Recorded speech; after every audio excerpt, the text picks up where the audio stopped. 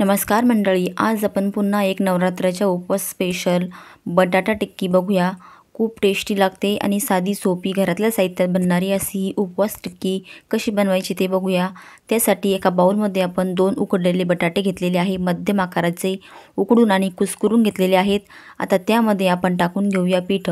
तुमच्याकडे जे अवेलेबल असतील ते पीठ तुम्ही घेऊ शकता, जसे की राजगिरा, भगर, साबुदाणा, सिंगाडा यापैकी कोणतेही तुम्ही पीठ यामध्ये टाकू शकता। आणि हिरवी मिरची घेतलेली आहे मिक्सरला कुटून, तुम्ही तुमच्या आवडीप्रमाणे वापरू शकता। आणि सेंधव मीठसुद्धा यामध्ये टाकलेलं आहे। आणि हे सर्व साहित्य आपल्याला मिक्स करायचं। अर्धी वाटी मी 2 बटाट्यासाठी अर्धी वाटी पीठ घेतलेलं आहे। तुम्ही कमी जास्त प्रमाण करू शकता, आपल्याला टिक्की बनवता येईल याप्रमाणे आपल्याला हे पीठ भिजवायचं आहे। खूप घट्टसुद्धा करायचं नाही आपल्याला, अशा पद्धतीने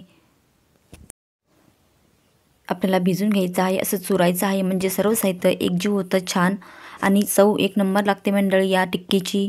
तुम्ही एकदा ट्राय नक्की करा। आता हे आपलं पीठ भिजून झालेलं आहे। फक्त 5च मिनिटे आपल्याला साईडला ठेवायचं आहे, जास्त वेळ ठेवायची गरज नाही। आणि 5 मिनिटानंतर तुम्ही पाहू शकता मस्त पीठ आपलं हे भिजलं गेलेलं आहे।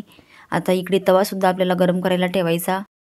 अशा पद्धतीने आपण ही टिक्की तयार करून घेऊया, मध्यम आकाराची। सर्व टिक्की अशाच प्रकारे करून घ्यायच्या आहे। आणि आपण आता इकडे तेलसुद्धा गरम करायला ठेवलं होतं पॅनमध्ये, त्यामध्ये आता ह्या टिक्क्या टाकूया। जेवढ्या बसतील तेवढ्या टाकायच्या आहे आणि लो फ्लेमवर मस्त असे शॅलो फ्राय करून घ्यायच्या आहे आपल्याला।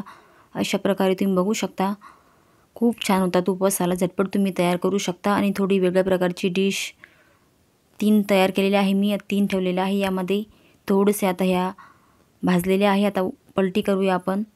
अशा पद्धतीने तुम्हाला जर एका चमचाने नसेल पलटी करता येत तर 2 हाताने 2 धरून तुम्ही पलटी करू शकता। अजून एकदा पलटी करून घेत आहे, म्हणजे छान अशा भाजतात। खूप खरपूस आणि खमंग अशा लागतात, भन्नाट लागणारी डिश आहे मंडळी। आता अजून आपण एकदा पलटी करून घेऊया। आपल्या ह्या तयार झालेल्या आहेत, खालच्या साईडने थोडंसं बाकी आहे अजून। आणि याला तेलही जास्त लागत नाही, कमी तेलात सुद्धा होतात। अशा पद्धतीने आपली ही टिक्की आता तयार झालेली आहे। एका डिशमध्ये आपण काढून घेऊया मंडळी। चॅनलवर तुम्ही पहिल्यांदा आला असाल तर चॅनलला सबस्क्राईब करून ठेवा, म्हणजे मी जेव्हा व्हिडिओ टाकेल तेव्हा तुमच्यापर्यंत रेसिपीचे अपडेट येत जाईल। आता सर्व टिक्क्या एका डिशमध्ये आपण काढून घेतलेल्या आहे, सोबत चटणीची सुद्धा गरज लागणार नाही, एक नंबर लागतात ह्या, खूप छान लागतात खाण्यासाठी। मंडळी, तुम्हाला ही आजची रेसिपी कशी वाटली कमेंट करून सांगा। आणि रेसिपी आवडली असेल तर एक लाईकसुद्धा करा। आजची रेसिपी शेवटपर्यंत पाहिल्याबद्दल तुमचे मनापासून खूप खूप धन्यवाद मंडळी। भेटूया अशाच मस्त छान झणझणीत, चमचमीत, भन्नाट आणि टेस्टी रेसिपीमध्ये। तोपर्यंत बाय बाय मंडळी।